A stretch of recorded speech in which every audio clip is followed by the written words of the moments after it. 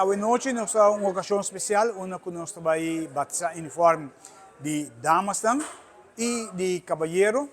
Entonces, esto es una noche especial para nos y también junto con los sponsors, que nos fuerza para nos poder llegar a los materiales, uniformes, etcétera, etcétera.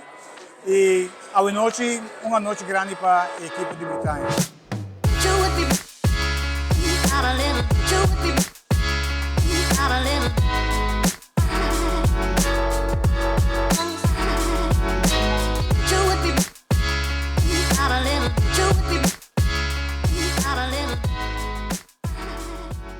Bueno, deporte en general está importante, vamos a para el físico, mentalmente también.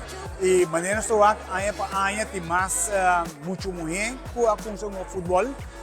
Nos comenzamos con un equipo, lo cual se llama Open Class. Ahora aquí nos un equipo de mucho menos de 13, 14, 17 años.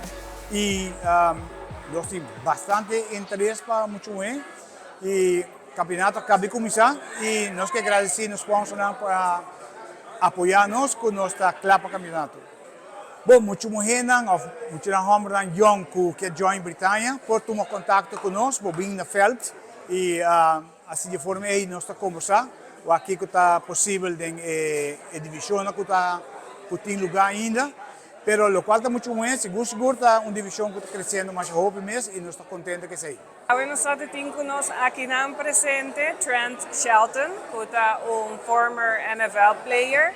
Eta hopi conocido, escribe boeken, eta motivational speaker. Y eta eigenlijk doen hopi presentación dus eigenlijk motivar personas ponen más consciente de puntos, aspectos que son importantes de una gente su vida. O sea, es parte de carácter, es parte de self-worth, que da valor na bomes. Y también en el mundo del deporte, con es importante etapa eigenlijk o sonho não é grande, então para o bairro é sempre.